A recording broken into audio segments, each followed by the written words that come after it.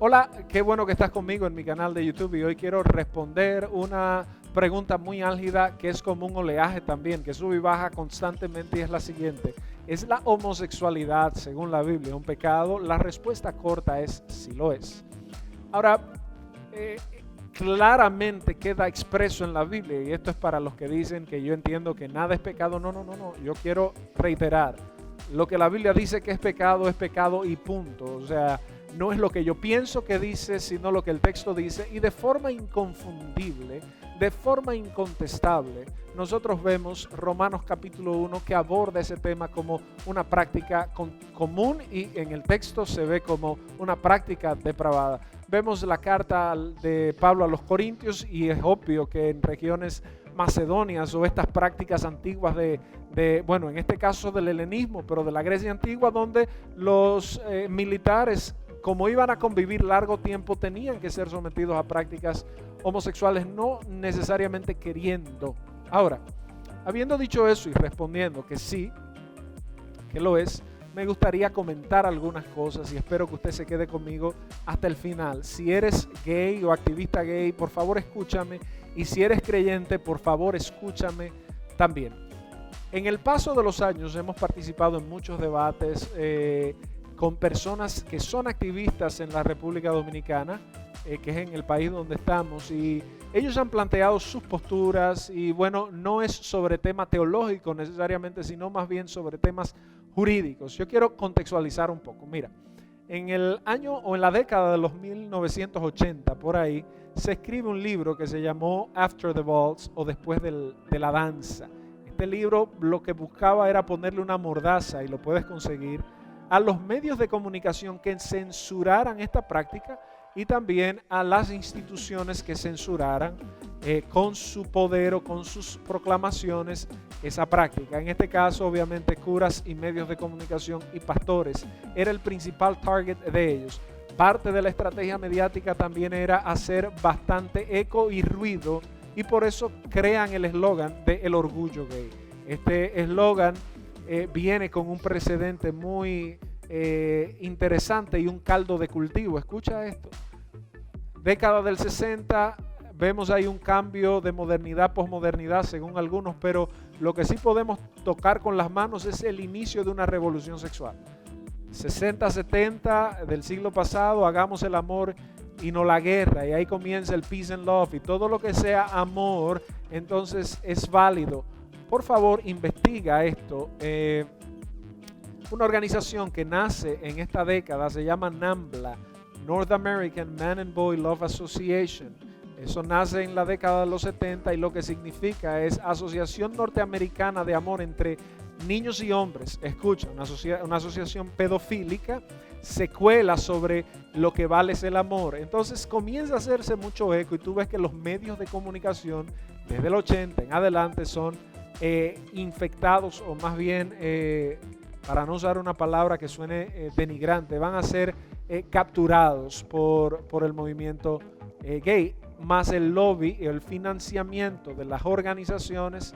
Bueno, habiendo dicho esto, tienes ahí las conferencias del año 94, 1994, en el Cairo, las del 1995, las declaraciones del milenio, y de repente ahora tú tienes todo lo que estamos viendo en eso se cuela con igualdad de género, con ideología de género. Bueno, ahí vemos todo este mangú de cosas donde queremos llevar a la iglesia a la idea de que el movimiento homosexual no es un pecado porque Dios creó al hombre para que se amara. Y ese tipo de teorías que vemos por ahí, que también se cuelan dentro del queer theology, y vimos en la década del 2000, ¿verdad? En la primera década del 2000, vimos como movimientos tan históricos como presbiterianos, episcopales, reformados, comenzaron a endosar algunas de sus alas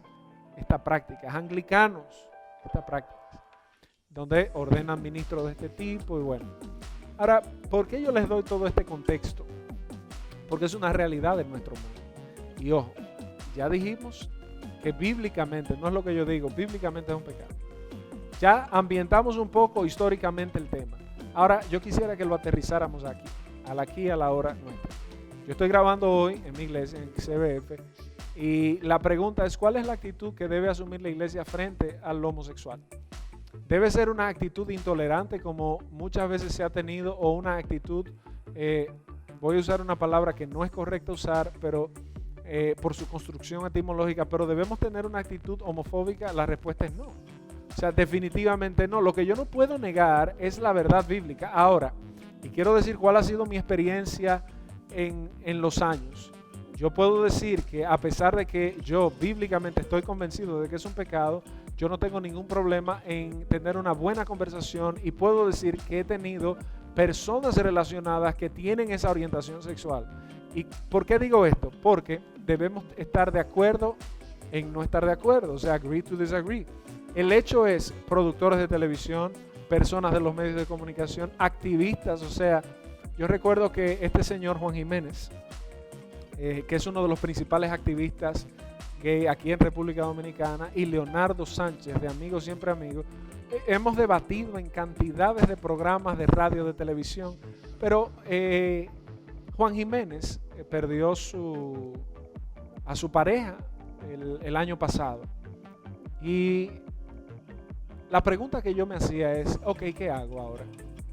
Y definitivamente no lo pensé 3 veces. Inmediatamente le escribí para darle mis condolencias, porque no es sobre un tema religioso teológico lo que estamos hablando. Estamos hablando de que una persona tiene dolor por algo que consideraba relevante e importante. Eso no cambia el hecho de que Juan y yo pensamos diferentes, pero donde quiera que nos vemos nos saludamos con mucho afecto. Eso no significa de que nos vamos a morir de acuerdo. Yo siempre insistiré y le diré, Juan, entrégate al Señor, y Juan siempre me dirá, ven que te voy a leer los números y las cartas, porque eso es lo que él hace. Hay que tener la capacidad de disentir con altura, y yo creo que esto entonces nos afecta a nosotros. Por favor, recuerde que ya dijimos que es un pecado. No existe tal cosa como el gen gay, y voy a ir sobre eso más adelante para después concluir. Lo que estoy diciendo, que hay algo que nos toca a nosotros como iglesia, es saber que a nuestras iglesias, por el recorrido histórico breve que hice desde el 80, bueno, desde el 60 hasta acá, nuestras iglesias van a comenzar a ser visitadas por personas que creen que eso es algo correcto, y que nosotros tenemos que tener la misma actitud que hubiera tenido Jesús, que quizás no estoy seguro de que con gracia lo hubiera dicho que es pecado, pero Jesús se sentó con las prostitutas, Jesús se sentó con los fariseos, Jesús se sentó con la gente que era criticada por el Vox Populis. Yo no le estoy pidiendo que esté de acuerdo conmigo en este video. Yo lo que estoy diciendo es que midamos bien, porque también nosotros entonces, que creemos que es un pecado, nosotros vamos a ponerle una tilde a ese pecado, pero hay mucha gente en nuestras iglesias con otras condiciones. Ahora, si es un político que entra a nuestras iglesias y sabemos que puede dar una gran donación y sabemos que es una persona hundida de narcotráfico, nosotros lo pensamos 3 veces y hasta cientos de privilegios le damos. Eso no está bien. Eso no está bien, porque eso es inconsistencia y eso es acepción de personas. Hay un grupo muy interesante que es el grupo de personas que tienen luchas con la homosexualidad dentro de la iglesia. Jóvenes, adultos, hombres, mujeres que tienen luchas con la homosexualidad, y si la iglesia no crea un ambiente de confianza y de seguridad para no denigrar, sino más bien acompañar con la verdad del evangelio y la oración y cualquier ayuda terapéutica que la iglesia pueda tener, la iglesia entonces está perdiendo un terreno y lo está ganando toda una corriente que cada día se vuelve más poderosa, que tiene fondos, que tiene forma. Yo no quiero decir que la iglesia va a ser humillada porque el evangelio ha prevalecido, pero nosotros tenemos que ser coherentes con las cosas que nosotros pensamos. No existe tal cosa como el gen gay, y yo le exhorto, yo no voy a estar a dedicarle todo este tiempo que me queda a hablar de eso. Solo recuerde que el año pasado, en agosto del 2019, se publicó un estudio con una muestra de cerca de 500,000 de personas que se hizo en el Reino Unido. Participaron investigadores de Harvard y de MIT, y claramente queda comprobado que no existe tal cosa que haya un gen predominante y preponderante. Y obviamente, si usted cree que si lo hubiera, el movimiento homosexual con tantos fondos hace rato que no lo hubiera explotado. No, no existe tal cosa. Eso es una decisión, es una conducta para algunos y una inconducta para nosotros. Desde el punto de vista bíblico, es un pecado. Quiero cerrar con esta reflexión. Mira, si tú eres gay o tienes batallas con esto, nuestra exhortación siempre será venir a Jesucristo. Ahora, si ese es tu estilo de vida y decidiste vivirlo así, a mí particularmente me toca respetarte. Respetarte no significa de que estemos de acuerdo. Respetar es que hay puntos en los que estamos en desacuerdo. Eso no significa que no podemos tomarnos un café. Pero el movimiento gay exige mucha tolerancia. Exige mucha tolerancia. Porque dice que la iglesia es intolerante y sí es verdad. Josh McDowell escribió en su libro de la nueva tolerancia cómo se ha redefinido la tolerancia, y para el movimiento gay, entonces ellos no toleran que nosotros digamos que es pecado, lo cual también es verdad. Entonces hay un problema doble. Ellos nos tildan de intolerantes a nosotros, que es verdad que lo somos, y ellos son intolerantes porque no toleran que nosotros digamos que eso es un pecado. Entonces es una guerra de intolerancias. Yo no puedo abogar por la de ellos. Ellos la tendrán que resolver ellos y sus temas, de acuerdo a sus mecanismos cognitivos. Ahora, quiero dejar esta reflexión. Busquen los videos míos en todo el canal de YouTube, los que tratan temas álgidos. Búsquenlos en Facebook. Lea los comentarios. Analice el nivel de tolerancia que nosotros tenemos para la discrepancia de opinión. Gente que te dice que tú te vas al infierno. Gente que te dice que tú eres Satanás. Gente que te dice que tú eres una ofensa para el evangelio. ¿Tú crees que si para con nosotros mismos eso es tolerancia, qué será para los de afuera? Y nada más para muestra un botón. Miremos la historia de la iglesia. Si nosotros hemos vivido excomulgándonos los unos a los otros, y como este no es el espacio y no tengo el tiempo, no te voy a hacer todo el cuento desde el siglo I hasta acá, cómo una iglesia decretaba a la otra una iglesia no grata o anticatólica. Hasta la actualidad. Recuerda que nosotros estamos para hablar la verdad del evangelio, ser fieles a lo que la palabra de Dios dice y cumplirla a cabalidad. Ahora reflexionemos en cómo nosotros mostramos el amor de Cristo a las demás personas. ¿Tú crees que censurándolas es la mejor manera? Yo no creo. ¿Tú crees que mostrando una actitud superior cuando no la tenemos porque tenemos cantidad de pecados ocultos?